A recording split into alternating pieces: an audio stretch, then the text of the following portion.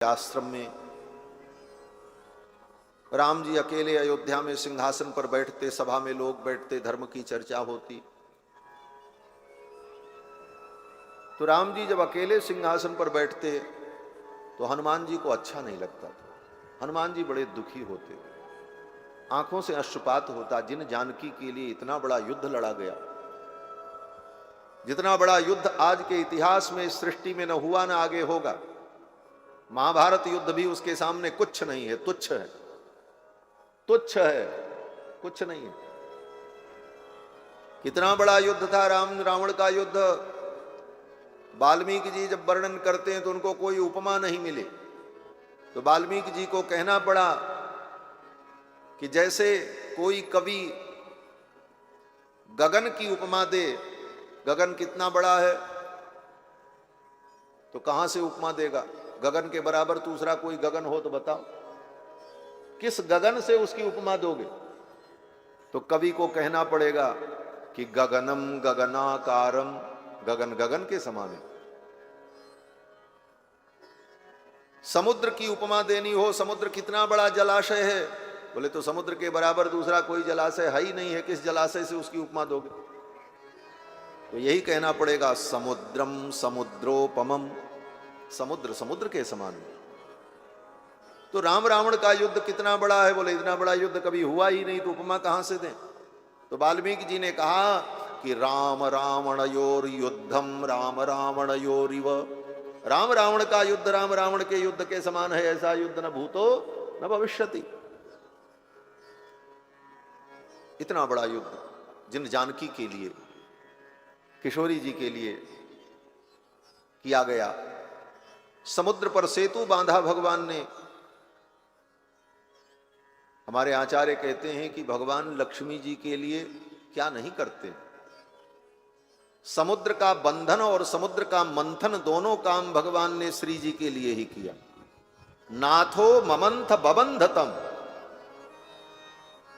समुद्र मंथन भी श्री जी के लिए हुआ, और समुद्र का बंधन किया रामावतार में भगवान ने किसके लिए? बोले श्री जी के लिए। नाथो ममंथ बबंधतम हर धनु रसौ बल्ली भंजम बभंज च मैथिली। हर धनु रसौ, भगवान शंकर के धनुष को तोड़ा राम जी ने, किसके लिए? बोले सीता जी के लिए। हर धनु रसौ बल्ली भंजम बभंज च मैथिली अप दसमुखीं लूत्वा, दसमुख रावण को भगवान ने किसके लिए मारा? बोले इस जानकी जी के। कबंधम अनर्तयत, कबंध का वध किसके लिए किया? जानकी जी के। इतना कहते हुए आचार्य चरण कहते हैं कि किमिव न तव पति कर्ता त्वच्चाटु चुंच मनोरथ। हे श्रीदेवी, हे श्री जी, ये आपके पति आपके बहुत बड़े चाटुकार हैं, चापलूस हैं। आपकी चापलूसी के लिए ही तो ये सब लीला करते हैं भगवान। किशोरी जी को प्रसन्न करने के लिए सब लीला होती है।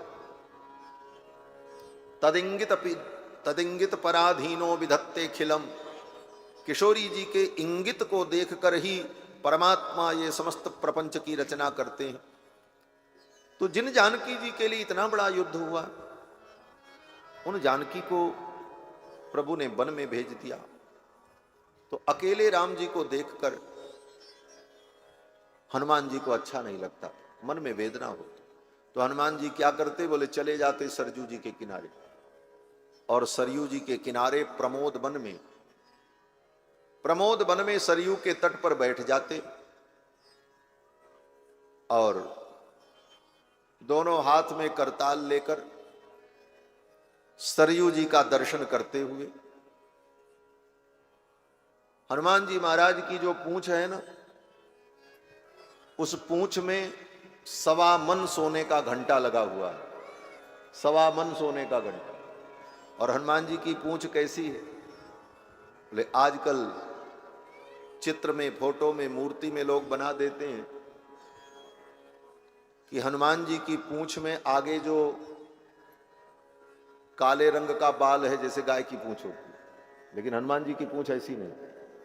बानर की पूंछ में कभी केश के गुच्छ नहीं होते, हनुमान जी की पूंछ में केश गुच्छ नहीं है। तो हनुमान जी महाराज की पूंछ में 1.25 मन का घंटा सोने का। हनुमान जी पद्मासन लगा करके बैठ जाए, दोनों हाथ में करताल, पूंछ को ऊपर कर दिया। हनुमान जी की पूंछ भी सदा ऊपर नहीं रहती। जब हनुमान जी अकेले रहते हैं, भगवान का भजन करते हैं, तब तो उनकी पूंछ ऐसे रहती है ऊपर। लेकिन जब प्रभु के पास रहते हैं तो उनकी पूंछ दोनों पैरों के बीच में छिपी रहती है। ये सब मर्यादा है। क्यों? बोले अपने स्वामी के सामने अपनी पूंछ और अपनी मूंछ नीचे रखनी चाहिए, ये मर्यादा है। इसलिए जब प्रभु की सेवा में हनुमान जी रहते हैं तब उनकी पूंछ ऊपर नहीं रहती। प्रभु की सेवा में रहें तो उनकी पूंछ उनके पैर में लिपटी रहती नीचे, ध्यान से देखो तब दिखे। लेकिन अकेले जब भजन करते हैं तब वो पूंछ उनके भजन में सहायता करती है। 1.25 मन सोने का घंटा ऊपर बजता रहता, लेकिन बेसुरा नहीं, बेताला नहीं। जिस ताल में करताल चलती है उसी ताल में वो घंटा भी बजता है। सामने सरयू जी की सुंदर लहर, उस लहर की ध्वनि, सरयू की कलकल ध्वनि, करताल की ध्वनि और उस स्वर्ण के घंटे की ध्वनि और हनुमान जी के मुख से उच्चरित होने वाले राम नाम की ध्वनि, तीनों एक होती है और हनुमान जी महाराज संकीर्तन करते हैं, श्री राम जय राम जय जय राम। श्री राम जय राम जय जय राम, श्री राम जय राम जय जय राम, श्री राम जय राम जय जय राम, श्री राम जय राम जय जय राम, श्री राम जय राम जय जय राम, श्री राम जय राम जय जय राम, श्री राम जय राम जय जय राम, श्री राम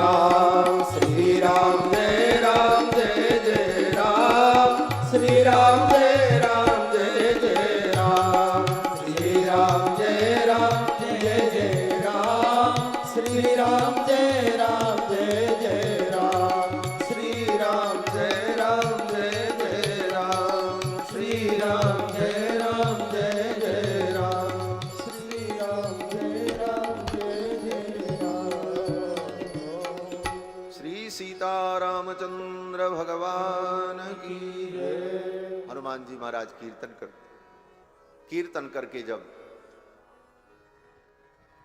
मन भर जाता तब हनुमान जी भगवान के चरित्र का लेखन करते। हनुमान जी ने सोचा भगवान के चरित्र को मैं लिखूं, मेरे प्रभु की कीर्ति अक्षुण्ण बनी रहे।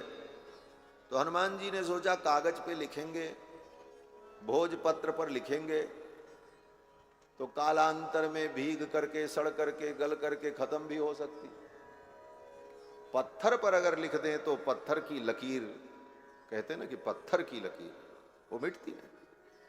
तो हनुमान जी ने सोचा दुनिया कागज पर लिखती है, हम पत्थर पे लिखते। अब पत्थर कहां मिले? तो हनुमान जी तो महाराज सर्वसमर्थ हैं। हनुमान जी अपनी पूंछ को आदेश देते, हनुमान जी की पूंछ बढ़ती। हनुमान जी की पूंछ तो कितनी बढ़ सकती है इसका कोई अंदाजा नहीं लगा सकता। लंका में एक बार बढ़ा करके हनुमान जी ने दिखाया, बाढ़ी पूंछ कीन कपि खेला। तो हनुमान जी अपनी पूंछ को बढ़ाते, पूंछ सीधे पहुंच जाती कहां? बोले हिमालय, विंध्याचल, धवलागिरी, बड़े बड़े पर्वत पर उनकी पूंछ पहुंच जाए और वहां से सुंदर पत्थर का चयन करे और पूंछ पत्थर को उठा के लिया। हनुमान जी तो अयोध्या में बैठे, पूंछ जा रही, सारा काम करके चली आती और बड़ी सी पत्थर की शिला आ जाती। फिर हनुमान जी महाराज अपनी उंगलियों के नख से उस पत्थर को खोद खोद कर लिखते, जैसे पत्थर पर लिखा जाता है छीनी हथौड़ी से। हनुमान जी का नख वज्र के समान है, वज्र नख, वज्र दृष्ट, और दांत भी हनुमान जी महाराज के वज्र के समान है। वज्र के समान अपने नख से खोद खोद करके उस पत्थर पर रामचरित्र लिखने लगे। और लिखने के बाद वो पत्थर वहीं सरजू जी के किनारे सजा सजा करके क्रम से हनुमान जी रखते रहे। इसी कार्य में हनुमान जी सवेरे से शाम तक व्यस्त रहते। एक दिन भगवान श्री राम ने भैया भरत से पूछा, भरत आजकल हनुमान जी बहुत कम दरबार में आते हैं, क्या बात, कहां रहते हैं? बुलाओ तो आते हैं, अपने से नहीं आते, जरा पता लगाओ। तो भरत जी महाराज पता लगाने आए। पता लगा सरयू जी के तट पर प्रमोद वन में हनुमान जी बैठे रहते। किसी की हिम्मत नहीं होती वहां जाने की, डर के कारण, क्योंकि पहले हनुमान जी का स्वभाव बड़ा मधुर था, लेकिन जब से किशोरी जी वन में चली गई, भगवान ने उन्हें वाल्मीकि महर्षि के आश्रम में भेज दिया, तब से हनुमान जी थोड़े चिड़चिड़े हो गए। मैया का दर्शन न मिले इसलिए चिड़चिड़ापन हो गया। कोई आवे अनावश्यक बात करे तुरंत उसको डांट के भगा दे। यही क्या कम कृपा की किसी को मारते नहीं, तो हनुमान जी महाराज की मार कौन सा पावे, एक ही बार में तो उसका राम नाम सत्य हो गया। इस कारण से, भय के कारण, कोई अयोध्या का नागरिक, कोई व्यक्ति हनुमान जी के पास उधर जाता ही नहीं था। प्रमोद वन में वहां हनुमान जी रहते हैं, भजन करते, वहां कोई गया तो हनुमान जी के कोप का भाजन बने। हनुमान जी महाराज अपना अकेले रहते, और भजन तो अकेले ही में होता महाराज। अब भरत जी गए तो भरत जी को प्रणाम किया हनुमान जी महाराज। भरत जी ने पूछा, प्रभु ने याद किया। तो हनुमान जी ने कहा, ठीक है, हम अपने कार्य से निवृत्त होंगे तो आकर के प्रभु के चरणों में दर्शन करेंगे, प्रणाम करेंगे। भरत जी ने पूछा, कौन सा कार्य? बोले, ये कार्य। आगे भरत जी की हिम्मत नहीं हुई पूछने की कि ये कार्य है क्या, इतना पत्थर बटोर करके आपने क्यों रखा? भरत जी आए और आकर के भगवान से कहा, प्रभु हनुमान जी से जाकर के मैंने कहा कि आपने स्मरण किया है, आने को उन्होंने कहा है, लेकिन आजकल वो किस कार्य में व्यस्त हैं पता नहीं। बोले, क्या कार्य? बहुत सारा पत्थर बटोर करके, लगता कोई किला उला बना रहे हैं, चारों तरफ उनके पत्थर ही पत्थर, बड़ी बड़ी शिलाएं रखी हुई हैं, और एक के ऊपर एक क्या कर रहे हैं, क्या कर रहे हैं पता नहीं। भगवान ने कहा, चलो मैं भी देखूं। भगवान रथ पर बैठकर अपने परिकरों के सहित आए। हनुमान जी महाराज ने उठ करके साष्टांग प्रणाम किया। बोले, प्रभु आपने कष्ट किया, हम तो वहीं आ जाते। भगवान ने कहा, हनुमान मैं तुम्हारी लीला को देखने के लिए आया हूं। बोले, ये क्या लीला है? ये बड़े बड़े पत्थर, कौन सा किला बना रहे हो? बानर के लिए तो किला की जरूरत पड़ती नहीं, बानर तो पेड़ पे रह ले, जंगल में रह ले, खुले में रह ले, ये किसके लिए किला बना रहे? ये किसका किला है? हनुमान जी ने कहा, प्रभु ये आपकी कीर्ति का मैं किला बना रहा हूं, आपकी कीर्ति के किला का निर्माण कर रहा हूं, ऐसी कीर्ति का किला जिस किला का कोई भेद न कर सके, भेदन न कर सके, ऐसे किला का मैं निर्माण कर। भगवान सब समझ गए। हनुमान जी ने कहा, ये सब आपके चरित्र को हमने पत्थरों पर उकेरा लिखा है। अब तो भगवान बड़े प्रसन्न हुए। भगवान ने मन में सोचा कि ये रामायण हनुमान जी जो लिख रहे हैं, ये रामायण अगर हनुमान जी ने लिख दिया और पत्थर पर, और ये धरती पर सुरक्षित रहा, तो सर्वश्रेष्ठ रामायण होने का वरदान जो वाल्मीकि जी को प्राप्त है, और उनकी रामायण समस्त रामायण का उत्स होगी, ये श्रेय वाल्मीकि को नहीं मिलेगा। ब्रह्मा जी का वरदान व्यर्थ हो जाएगा। हनुमान जी के सामने, इनकी लेखनी के सामने किसकी लेखनी टिकेगी? तो भगवान ने हनुमान जी से कहा, हनुमान ये तुम लिखना बंद कर दो। हनुमान जी ने कहा, क्यों? तो भगवान ने हनुमान जी को बड़ी चतुराई से समझा दिया। बड़े लोग बड़े बुद्धिमान होते हैं, किसी भी बात को किसी भी प्रकार से सिद्ध कर सकते। भगवान ने भी सिद्ध कर दिया। भगवान ने कहा देखो हनुमान, ये मेरा चरित्र है। बोले हाँ। बोले मेरा चरित्र मेरा ही स्वरूप है। बोले हाँ। तो जो आदर मेरे प्रति हो मेरे चरित्र के प्रति भी हो। बोले हाँ। तो रामायण ग्रंथ मेरा ही स्वरूप है। हनुमान जी ने कहा हाँ। जैसे भागवत भगवान का विग्रह है वैसे रामायण भी राम जी का विग्रह। तो भगवान ने कहा हनुमान, तुमने पत्थर पर तो लिख डाला, बड़ा अच्छा किया, लेकिन ये पत्थर किसी पुस्तकालय में तो रखे नहीं जा सकते। आदर पूर्वक इन पत्थरों को किसी पुस्तकालय में तो सुरक्षित किया नहीं जा सकता। ये खुले मैदान पे रहेंगे, इस पर पशु पक्षी बैठेंगे, मलमूत्र का त्याग करेंगे, धूल पड़ेगी, कचरा पड़ेगा, कितने लोगों के पैर भी पड़ेंगे, तो क्या ये मेरे चरित्र का अनादर नहीं होगा? हनुमान जी तो चुप हो। हनुमान जी ने कहा प्रभु ऐसा तो मैंने सोचा ही नहीं था। बोले हनुमान, ये लिखा तो तुमने बहुत अच्छा, लेकिन ये पत्थरों पर जो लिखा ये मेरे चरित्र का अनादर होगा, ये दोष हो जाएगा।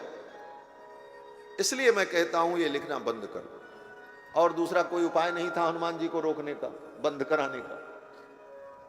तो हनुमान जी ने कहा प्रभु अब तो जो लिख दिया सो लिख दिया, इसे क्या करें? तो भगवान ने कहा इन पत्थरों को उठा करके सुरक्षित समुद्र के अंदर डाल दो। समुद्र के अंदर ये पत्थर रहेंगे तो सदा समुद्र के जल से सिंचित होते रहेंगे, वहां पर किसी का पैर भी नहीं पड़ेगा, कोई अपमान अनादर की बात भी नहीं होगी। इन सारे पत्थरों को समुद्र में पधरा दो। हनुमान जी ने कहा प्रभु जैसी आज्ञा। हनुमान जी ने अपनी पूंछ से एक एक पत्थर को उठाकर पहले अपने सिर पर रखा, प्रणाम किया, फिर उन पत्थरों को उठा उठा करके समुद्र में पधरा दिया। जब समुद्र में पधरा दिया, फिर हनुमान जी महाराज ने सोचा अब ये लिखने पढ़ने का काम बंद, ये लिखना पढ़ना पंडित का काम, भजले साधु सीताराम। हम तो साधु, साधु का काम तो सीता ही राम करना। बोले हम तो सीताराम करें, ये सब पंडित लोगों का काम है, वाल्मीकि जी लिखें, वेद व्यास लिखें, ये हमारा कार्य। हनुमान जी महाराज तो भजन में लग गए। कालांतर में वो पत्थर जो समुद्र में थे, राजा भोज के काल में कुछ प्रस्तर खंड समुद्र में वो प्राप्त हुए। फिर उन्होंने उन पत्थरों का अन्वेषण कराया और कुछ ही पत्थर मिले जिस पर कुछ श्लोक थे। उन श्लोकों का संग्रह किया और संग्रह करके एक पुस्तक के रूप में प्रकाशित किया जिसका नाम हनुमान नाटकम। तो ये हनुमान जी के द्वारा रचित हनुमान नाटकम रामायण। उस हनुमान नाटकम में श्री हनुमान जी महाराज ये भाव लिखते हैं कि ऐसम धनुर्निज पुरश्चरणाय नूनम। भगवान शंकर का धनुष, उसने विचार किया मेरे पापों का प्रायश्चित कैसे होगा, तो क्यों न मैं राम जी के कर कमल में अपने प्राणों का त्याग कर दूं, यही सबसे बड़ा प्रायश्चित हो जाएगा। तो ऐशम धनुर्निज पुरश्चरणाय नूनम देहम मुमोच रघुनंदन पाणि तीर्थे। धनुष ने रघुनंदन के पाणि तीर्थ में, रघुनंदन के कर कमल में अपने प्राणों का त्याग कर। रघुनाथ जी के कर कमल रूपी तीर्थ में आकर के धनुष ने अपने प्राण का त्याग किया। तो राम जी ने धनुष नहीं तोड़ा, अपितु धनुष ने ही राम जी के कर कमल में आकर के अपने जीवन को छोड़ दिया और उसे मुक्ति की प्राप्ति हो गई। भगवान ने धनुर्भंग किया। किशोरी जी ने वरमाला पहनाई। इसके बाद पत्रिका लिखी गई और पत्रिका लेकर के दूत लोग अयोध्या के लिए चल पड़े। जनकेन समादिष्टा दूतास्ते क्लांत वाहनाः। अत्यंत तीव्रगामी अश्व पर बैठकर दूत लोग अयोध्या के लिए चल पड़े। त्रिरात्रमुषिता मार्गे ते अयोध्यां प्राविशन पुरीम। 3 रात्रि रास्ते में चलकर तब दूत लोग अयोध्या पहुंचे। तीव्रगामी अश्व पर बैठ करके चले और मिथिला से अयोध्या पहुंचने में 3 दिन 3 रात्रि उन दूतों को लगा। अयोध्या जब पहुंचे, दरबार में सूचना गई, जनक जी के यहां से दूत लोग आए हैं, राम लक्ष्मण का संदेश लेकर के आए हैं। दशरथ जी महाराज बड़े प्रसन्न हुए, आदर पूर्वक उन दूतों को दरबार में बुलाया, बैठाया, उनका सम्मान किया और फिर पूछा, आप मेरे पुत्र का संदेश लेकर के आए हैं? दूतों ने कहा, हाँ महाराज। तो दशरथ जी की आंखें भर आईं, इतने दिन बाद आज कोई संदेश आया है पुत्रों का।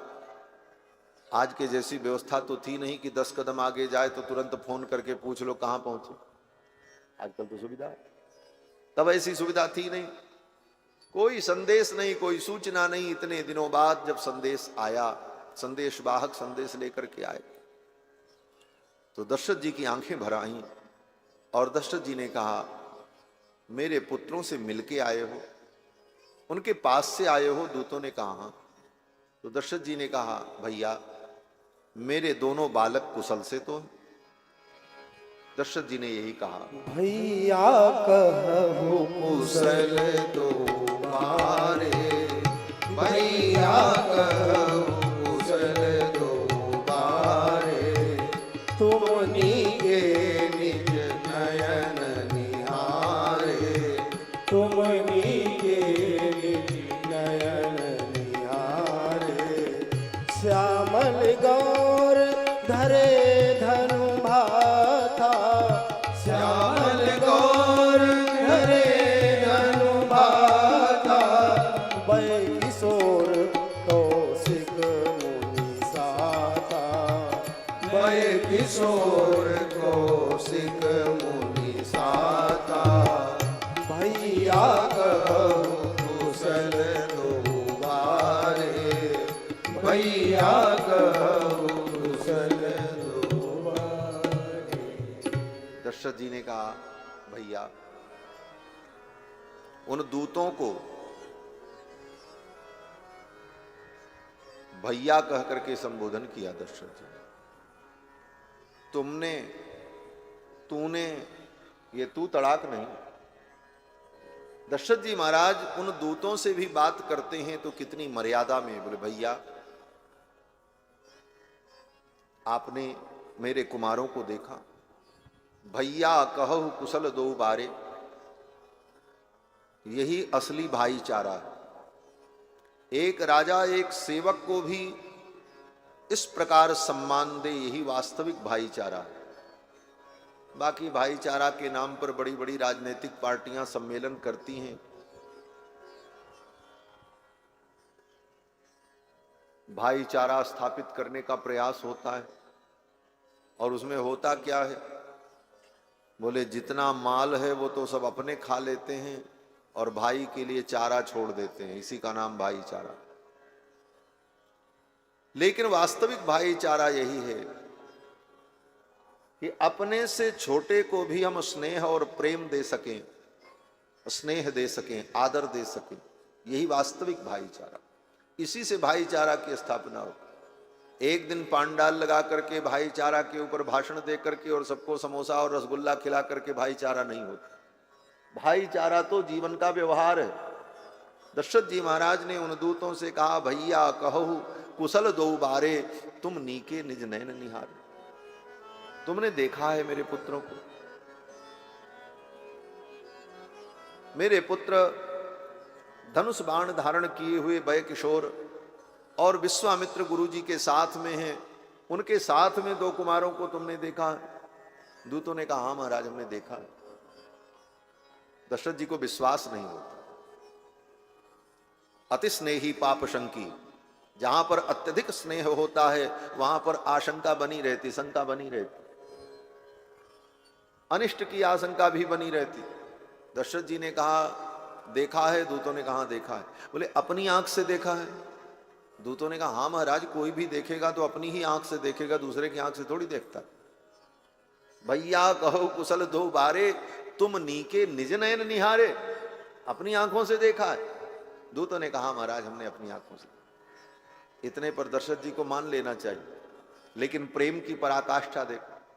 दशरथ जी कहते हैं कैसे मैं मानूं कि तुमने अपनी आंखों से देखा है, क्या प्रमाण है? दूतों ने कहा महाराज देखा तो हमने अपनी आंखों से, लेकिन अब क्या प्रमाण आपको हम दें? मजबूरी यह है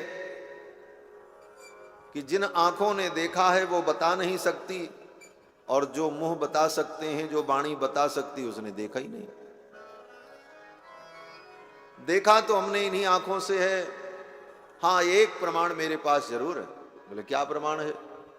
बोले प्रमाण ये है कि जो व्यक्ति आपके पुत्रों का दर्शन कर लेता है ना, उसकी आंखों में रोग हो जाता है।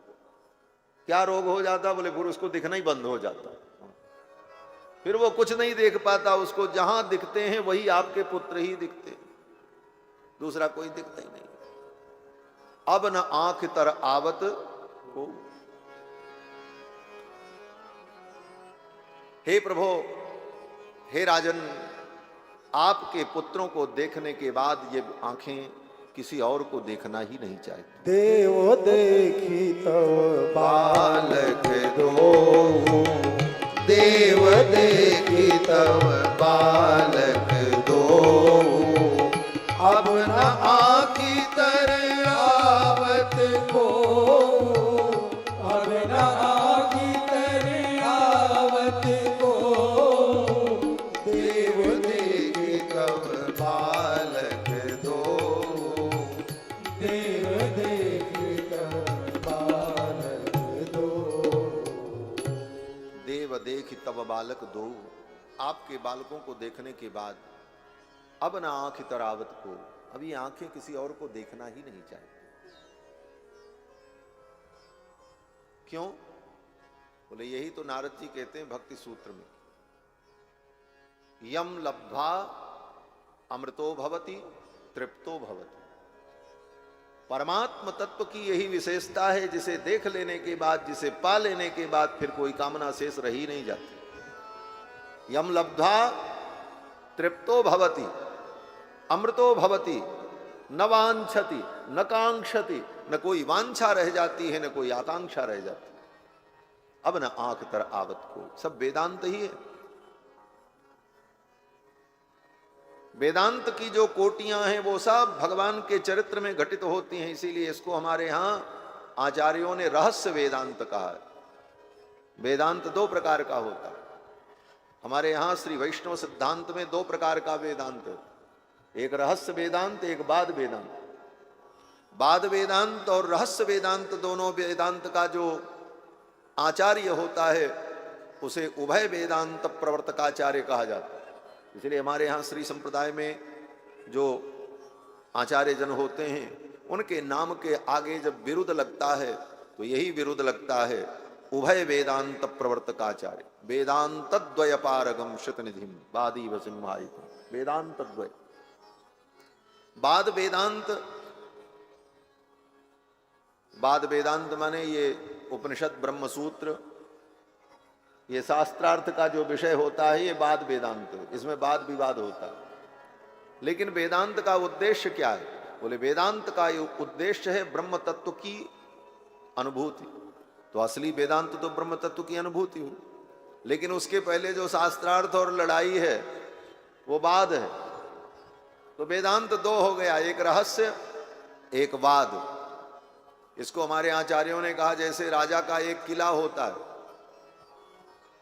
तो किला में जो बाहर की दीवार होती है वो कठोर होती है, पत्थर की होती है, वो सुरक्षा के लिए होती है। और वो दीवार जब मजबूत बनी रहती है तो उस महल के अंदर राजा राज सुख का अनुभव करता है। तो बाद वेदांत जो है, जो शास्त्रार्थ वाला वेदांत है, वो तो किला है, अपने सिद्धांत की सुरक्षा के लिए वो बाहर का कवच है। लेकिन वास्तविक आनंद जो वेदांत है वो भगवान का चिंतन, भगवान का गुणानुवाद और भगवान की कथा, भगवान की लीला, यही वास्तविक वेदांत है। वो बाहरी वेदांत तो केवल किला का काम करता है, सुरक्षा करता है, उसकी भी जरूरत है। किला नहीं रहेगा तो भीतर में राजा का राज सुख क्षीण हो जाएगा। तो किला जरूरी है, लेकिन वो दुष्टों के लिए, नास्तिकों के लिए, शास्त्रार्थ के लिए।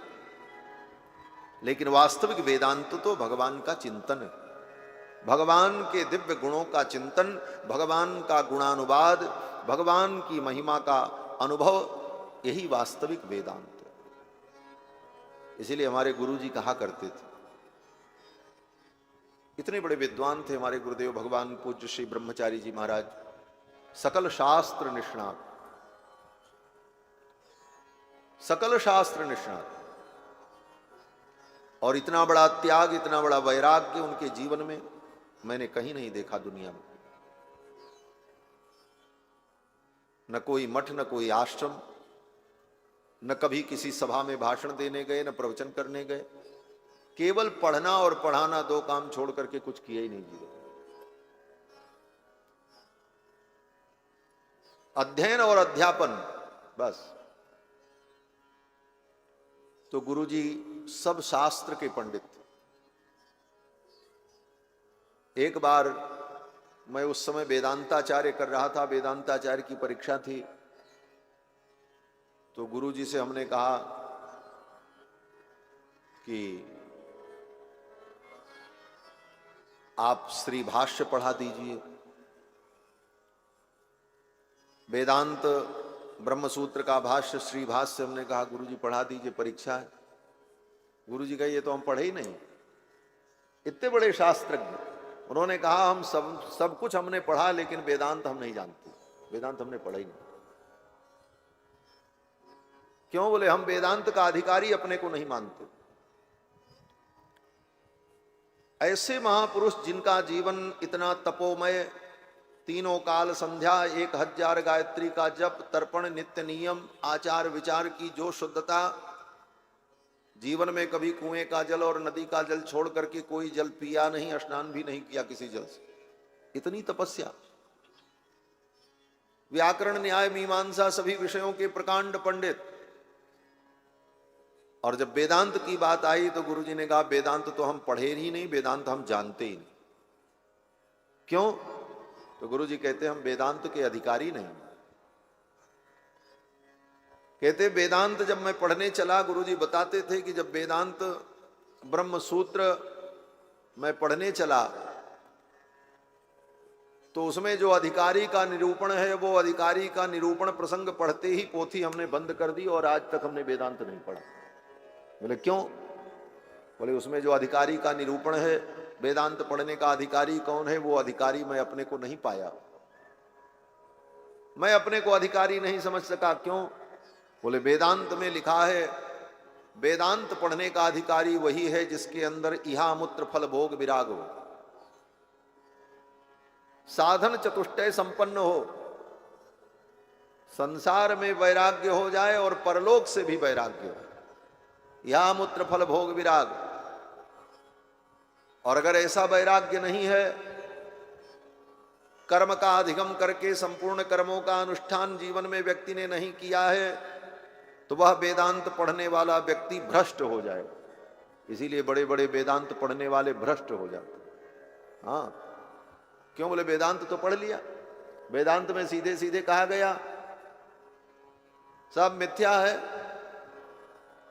ये बात तो समझ लिया सब मिथ्या है। उसका परिणाम ये हुआ संध्या वंदन कर्म धर्म सब भ्रष्ट हो गया, मनमाना आचरण, खाना पीना। वो वेदांत के नाम पर, परमहंस बनने के नाम पर हम तो परमहंस हो गए, खाली खाने पीने के लिए, नियम तोड़ने के लिए परमहंस बन गए। तो वह वेदांत व्यक्ति को पतन करा देता। इसीलिए कहा अंधः तमम प्रविशन्ति उपनिषद में, ईशावास्य उपनिषद में, कि जो व्यक्ति अनधिकारी होकर वेदांत पढ़ता है, अधिकारी नहीं बन पाया और वेदांत पढ़ने लगा, बोले वो घोर अंधकार में जाता है। ये उपनिषद कह रहा है, घोर अंधकार में। क्यों? बोले कर्म की निष्ठा, सेवा समर्पण की निष्ठा तो बनी नहीं, सीधे ब्रह्म ज्ञान के कुआं में कूद गए और ब्रह्म ज्ञान के कुआं में कूदे, तैर पाए नहीं, डूब के मर गए। ऐसे ब्रह्म ज्ञानियों से न जगत का कल्याण हुआ है न प्राणियों का कल्याण होगा। ईर्षा खाज धरी गेरुन में वेदांत इनके वासे, अब तो दास भये हैं खासे, सियबर रूप पियासे, आई दीनता बात बन गई सब सियजू की करुणा से। ये भाव आ जाए। वेदांत में तो बहुत लड़ाई है हमारा, ठीक है, वह विषय है, शास्त्र है, उसकी भी मर्यादा है, लेकिन उसका अधिकारी होना बड़ा कठिन। तो गुरु जी कहते हम उसके अधिकारी नहीं, कभी अपने को गुरुदेव ने अधिकारी नहीं माना। एक बात और कहते थे कि जब शंकराचार्य के भाष्य को हमने पढ़ा, गुरु जी कहते थे शंकराचार्य भगवान जगतगुरु आद्य शंकराचार्य के वेदांत भाष्य को, शारीरक मीमांसा को जब पढ़ा तो गुरु जी कहते हैं पहला अध्याय पढ़ते समय जब अधिकारी निरूपण आया तो मैं अपने को अधिकारी नहीं पाया, लगा कि मैं इसका अधिकारी नहीं हूं, हमने बंद कर दिया। फिर हमने सोचा भगवान रामानुजाचार्य के भाष्य को पढ़ें, और जब रामानुजाचार्य के भाष्य को पढ़ने लगे तो उसमें तो हम अपने को 1% भी अधिकारी नहीं पाए। गुरु जी ने कहा क्यों? बोले भगवान रामानुजाचार्य ने तो लिखा है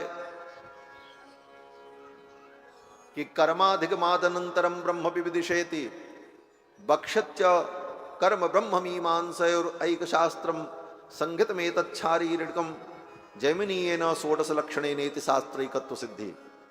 अर्थात संपूर्ण कर्म मीमांसा को पढ़ लेने के बाद नित्य नैमित्तिक कर्मों को करते हुए समस्त पंच महायज्ञ नित्य कर्मादि करते हुए वेद के संपूर्ण पूर्व भाग को पढ़कर उसके अर्थ का अधिगम कर लेने के बाद तब वेदांत पढ़ने में प्रवृत्ति होनी चाहिए।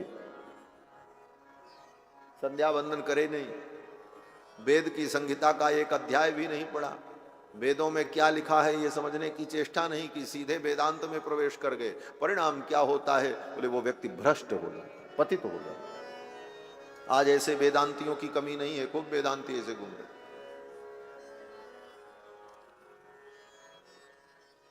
तो महाराज गुरुदेव भगवान कहते थे कि वेदांत का मैं अधिकारी नहीं हूं। तो हम लोगों ने गुरु जी से कहा फिर गुरु जी वेदांत के भाव को कैसे समझा जाए? तो गुरु जी कहते थे सबसे बड़ा वेदांत विनय पत्रिका है। ये गुरु जी के शब्द। गुरु जी कहते थे वेदांत का सबसे बड़ा ग्रंथ विनय पत्रिका है। विनय पत्रिका से बढ़ करके कोई वेदांत नहीं है। संपूर्ण वेदांत पढ़ने के बाद जो आचरण करना है वो विनय पत्रिका में लिखा है। विनय पत्रिका पढ़ लो, वेदांत का अर्थ अवगम हो गया। ये गुरु जी के शब्द। और जब गुरु जी सब वेद पुराण पढ़ने पढ़ाने के बाद जब थक जाते थे तो शिष्यों से कहते थे विनय पत्रिका का कोई पद सुनाओ। तब विनय पत्रिका का पद सुनते। आज हमारे वो विराजमान है, आज आपसे हम सब लोग विनय पत्रिका का पद सुनेंगे। गुरु जी कहते कि विनय पत्रिका ही सबसे बड़ा वेदांत। तो वेदांत वास्तव में भगवान का गुणानुवाद, उनकी लीलाओं का चिंतन, भगवान की करुणा का चिंतन, यही वास्तविक वेदांत है जो हमारे जीवन में वैराग्य को दृढ़ करता है और संसार की आसक्ति को समाप्त करता है। तो श्री दशरथ जी महाराज उन दूतों से पूछते हैं। दूतों ने कहा महाराज हम मिथिला से आए हैं, पत्रिका लेकर के आए। पत्रिका दिया। दशरथ जी पत्रिका बांचने चले तो आंखें भर आईं। दशरथ जी ने सोचा पत्रिका बांचते समय अगर आंखों के आंसू इस पत्रिका पर गिर गए तो इसमें जो स्याही है, जो लिखा हुआ है, वो अक्षर बिगड़ जाएगा, फिर तो पूरा संदेश मैं पढ़ भी नहीं पाऊंगा। तो दूतों ने कहा महाराज हम ही सुना देते हैं पढ़ के। मिथिला के दूत तो बड़े रसिक। मिथिला के दूतों ने पत्रिका के भाव को गा करके महाराज को सुनाया। ये रचना पूज्य मामा जी की, बक्सर वाले पूज्य मामा जी महाराज की। हम तो पाती लैके आवत बानी पार से, राजा जनक दरबार से ना, राजा जनक दरबार से ना। हम तो पाती लैके आवत बानी पार से, राजा जनक दरबार से ना, राजा जनक दरबार से ना। हमरा घरवा जनक नगरिया, राजा अली भूप दुआरिया। हमरा घरवा जनक नगरिया, राजा अली भूप दुवरिया।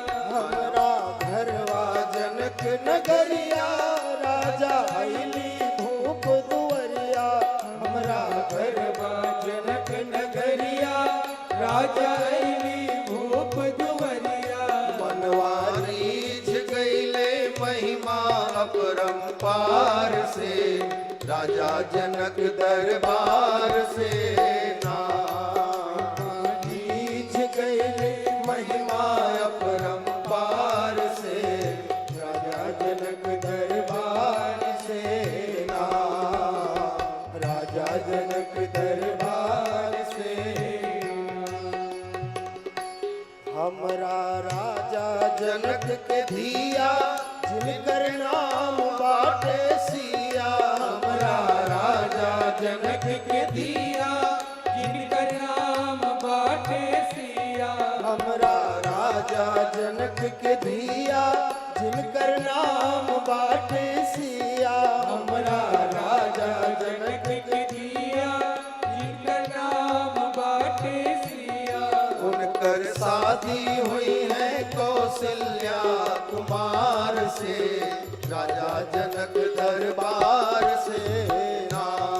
उनकर शादी हुई है कौशल्या कुमार से, राजा जनक दरबार से ना, राजा जनक दरबार से ना।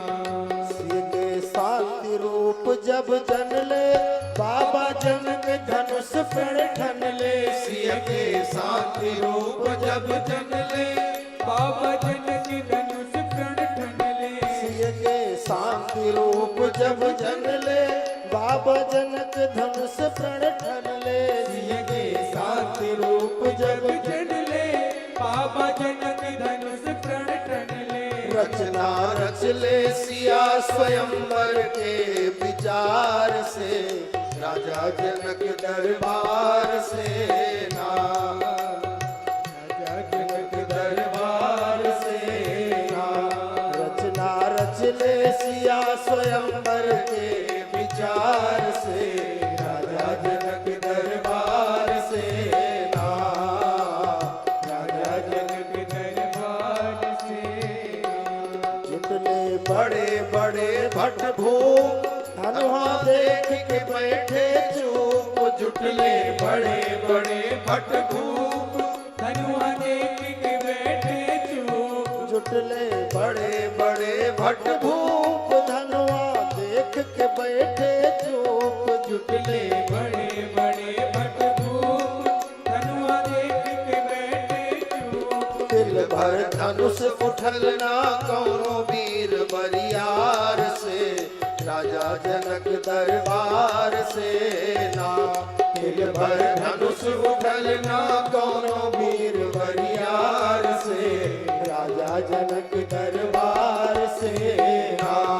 हमको पाती लैके आवत बानी पार से, राजा जनक दरबार से ना, राजा जनक दरबार से। कहवा दशरथ जी के लाल, पौले धनुष तोड़ जयमाल। कहवा दशरथ जी के लाल, पौले धनुष तोड़ जयमाल। कहवा दशरथ जी के लाल, पौले धनुष तोड़ जयमाल। कहवा दशरथ जी के लाल, पौले धनुष तोड़ जयमाल। तीनों लोक भरल रघुबर के जय जयकार से, राजा जनक दरबार से ना। तीनों लोक भरल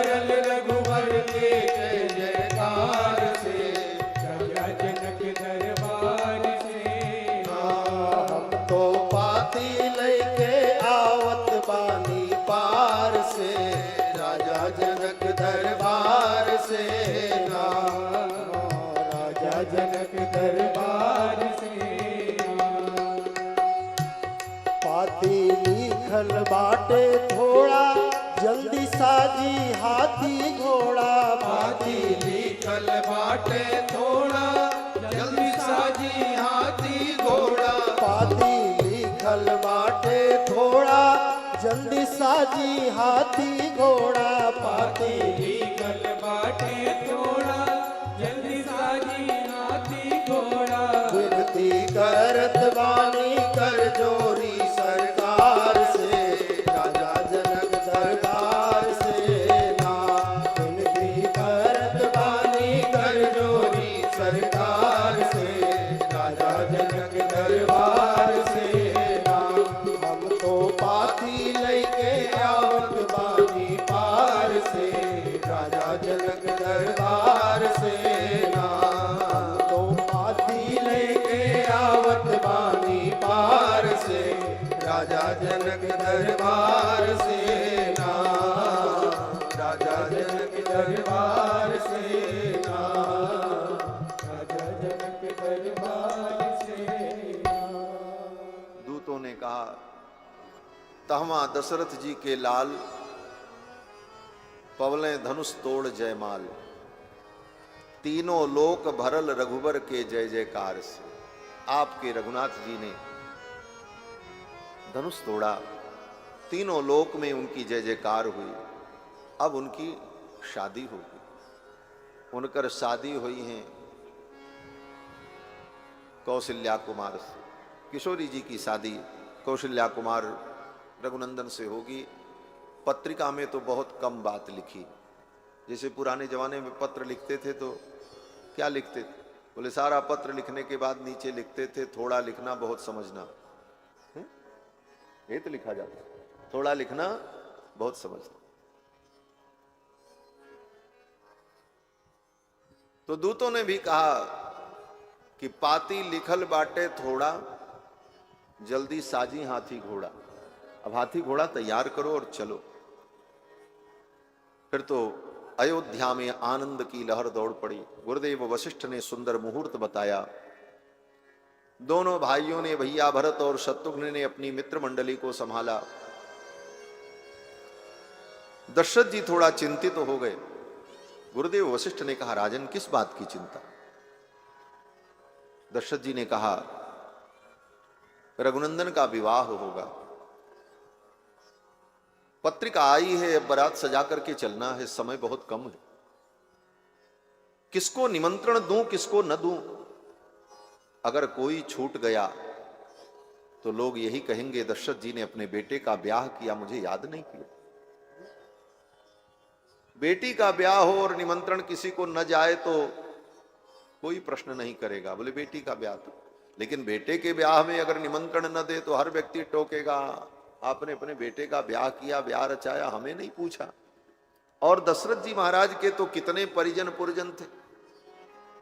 दशरथ जी का व्यवहार केवल धरती पर ही नहीं था, स्वर्ग तक।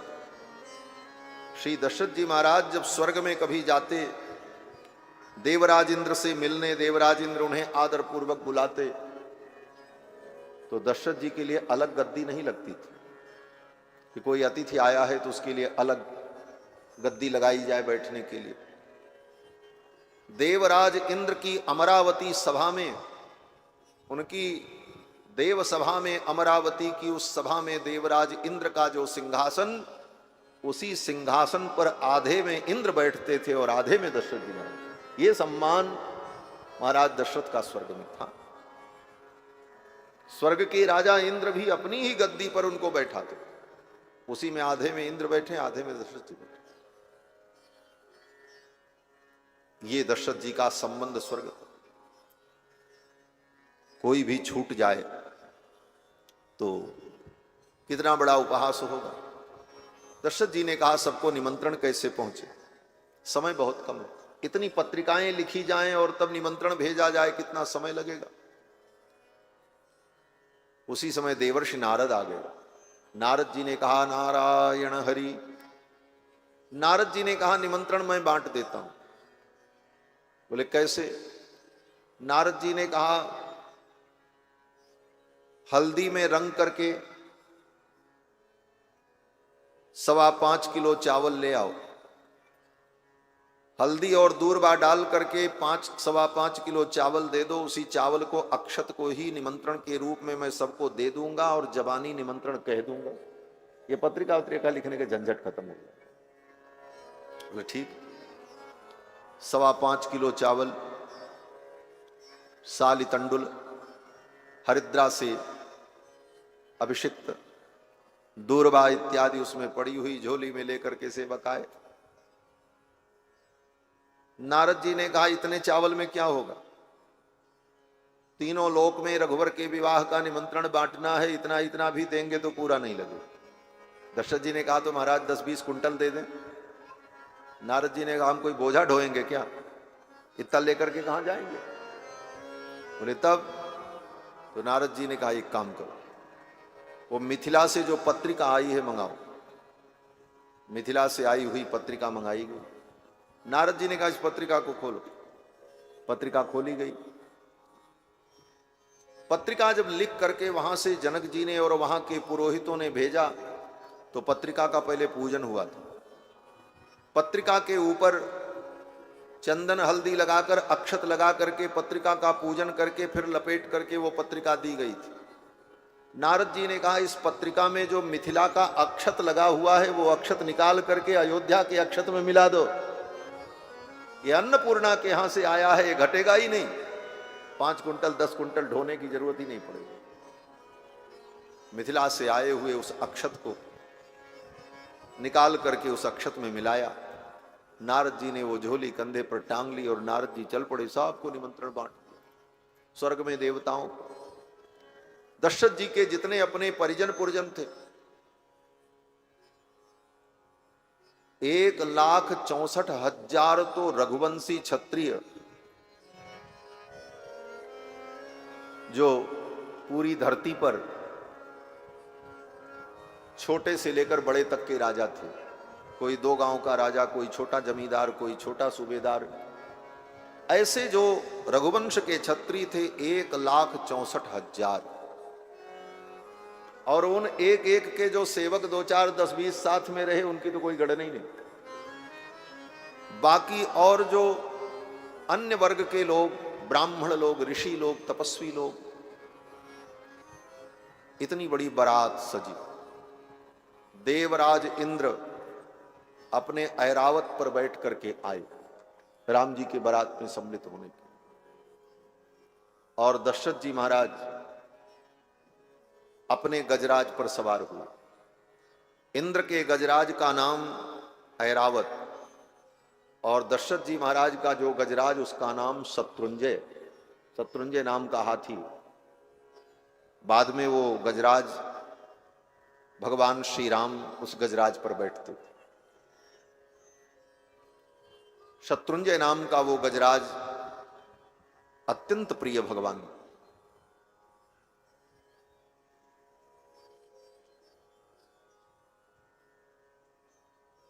अयोध्यावासियों ने जब भी कामना की तो यही कामना की कि मेरे रघुनाथ जी शत्रुंजय की पीठ पर बैठें और अयोध्या की गली में उनकी शोभा यात्रा निकले और हम दर्शन करें।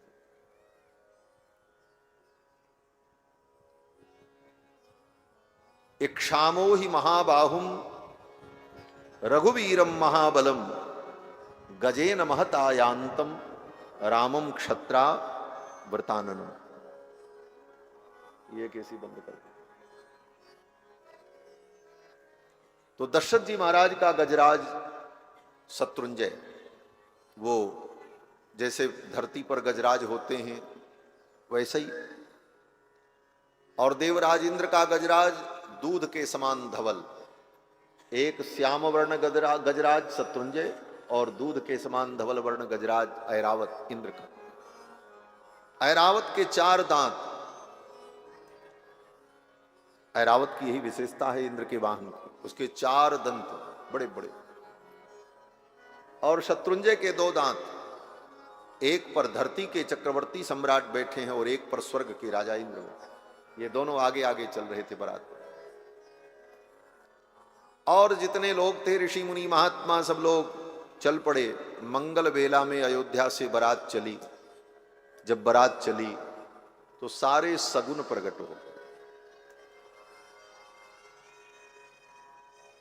कौन कौन से सगुन प्रकट हुए? बोले श्याम करी क्षेम करी पक्षी का दर्शन हुआ, नकुल का दर्शन हुआ, मृगमाला दाहिने तरफ से जाने लगी, ब्राह्मण देवता पुस्तक लेकर के सामने से आ रहे हैं, गाय अपने बछड़े को दूध पिला रही है, सुवासिनी स्त्री कलश लेकर के आ रही है। इस प्रकार के जितने मंगल थे सारे मंगल प्रकट हो गए। बनी न बरनत बनी बराता, बनी न बरनत बनी बराता, हो ही सगुन सुंदर शुभदाता, हो ही सगुन सुंदर शुभ जाता। चारा चस बाम दिस ले, चारा चस बाम दिस ले, मनहु सकल मंगल कहि दे, मनों सकल मंगल कहि दे। ताहिन काग सुखेद सुहावा, आइन काक सुखेद सुहावा, नकुल दरस सब काहू पावा, नकुल दरस सब गाँव पावा। सानुकूल वह त्रिविध बयारी, सानुकूल वह त्रिविध बयारी, सगट सबाल आव बरनारी, सकट सबाल आव बरनारी। लोआ फिर दरस दिखावा, लोवा फिर दर्श दिखावा। सुर भी सन्मुख से सोहि न पावा, सुर भी सन्मुख से सोहि पियावा। मृगमाला फिर दाहिन आई, मृगमाला फिर दाहिन आई। मंगल गण जन दीन दिखाई, मंगल गण जन दे दिखाई। क्षेम करी कह क्षेम विसेखी क्षेम करी का क्षेम विसेखी। श्यामा बाम सुतर पर देखी, श्यामा बाम सुतर पर देखे। हे सन्मुख आयो दधियरु मीना, सन्मुख आयो दधियरु मीना, कर पुस्तक कोई भी प्रत्रवीना, कर पुस्तक कोई भी प्रत्रवीना। सारे सगुन एक साथ प्रकट हुए। सम्मुख आयो दधी अरुमीना। कोई व्यक्ति दही पात्र में लेकर के सामने आ गया। मछली भी आ गई। मीना मछली भी यात्रा में मंगल कारक मानी जाती। मत्स्य का दर्शन, सारे मंगल प्रकट। और ये सारे मंगल क्यों हुए? गोस्वामी जी कहते हैं, जनु सब सांचे होन हित, भये सगुन एक बार। ये मंगल अपने आप को प्रामाणिक सिद्ध करने के लिए प्रकट। राम जी के विवाह में मंगल करने के लिए नहीं प्रकट हुए। राम जी का विवाह तो स्वयं मंगलमय है। मंगल भवन के विवाह में कौन अमंगल की कल्पना करेगा? मंगल भवन अमंगल हारी। बोले तो ये सारे मंगल क्यों प्रकट हुए? बोले जनु सब सांचे होन हित। ये अपने आप को सत्य सिद्ध करने के, अपनी